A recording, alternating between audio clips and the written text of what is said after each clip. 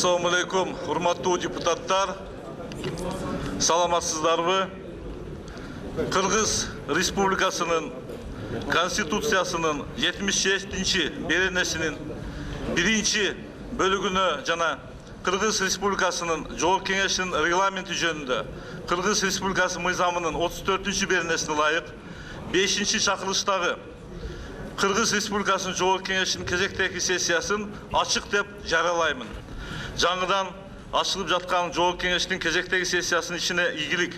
Сиздерге, урматтуу коллегалар, чын ден соолук, узун өмүр жана үй бүлөлүк бакыт таалай каалаймын. Урматтуу кесиптештер, учурдан пайдаланып, кече жергебизде болуп өткөн чоң майрамыбыз Кыргыз Республикасынын көз карандасыздыгынын 23-чү жылдык маракеси менен барыңыздарды кызуу куттуктайм.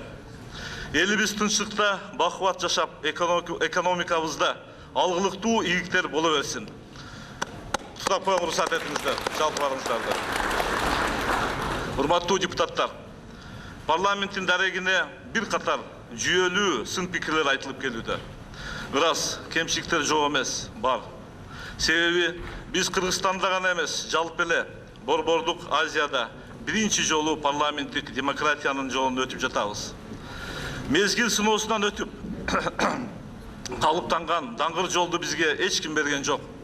Ошондуктан ар кандай мүчүлүштөрдү, кемчиликтер бар. Ушундай этапты баштан кечирип жатабыз. Бир сөз менен айтканда, кемчиликтерди жойгонго, кетирбөөгө бардыгыбыз аракет кылышыбыз керек.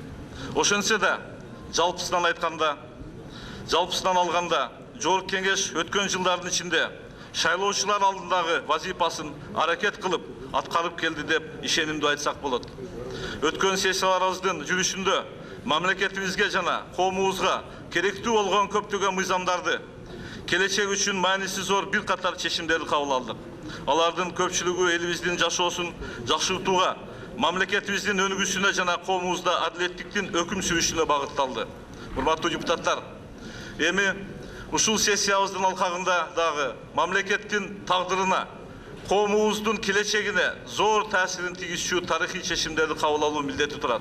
Мисал катары бажы биримдигине кирүүгө, кумтөрдүн тагдырын чечүүгө жана энергетикалык коопсуздукту камсыз кылууга арналган маселелерди айтсам эле жетиштүү.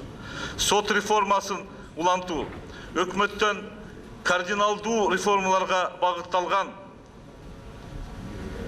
жаңыланууга багытталган мыйзамдарды күтөбүз. Бул сессиянын ишмердүүлүгүн дагы элдин кызыкчылыгына, өлкөбүздүн келечегине арнап, депутаттарыбыз ынтымак болуп, башка бийлик бутактары менен конструктивдүү иштеп, Кыргызстандын социалдык экономикалык өнүгүүсүнө багытталган мыйзамдарды жана чечимдерди кабыл алат деп шайлоочуларды сиздердин атыңыздардан ишендирип кетким келет. Дагы бир ирет жаңыдан ачылган кезектеги сессиябыздын ичине ийгиликтерди каалап кетемин. Урматтуу депутаттар, регламентибиздин 44-чү беренесине ылайык бүгүн эртең комитеттерге де иштөө тийишпиз. Андыктан 3-күнгө чейин, 3 сентябрга чейин жакшы барыңыздар. Ийгилик каалайм ишиңиздерде.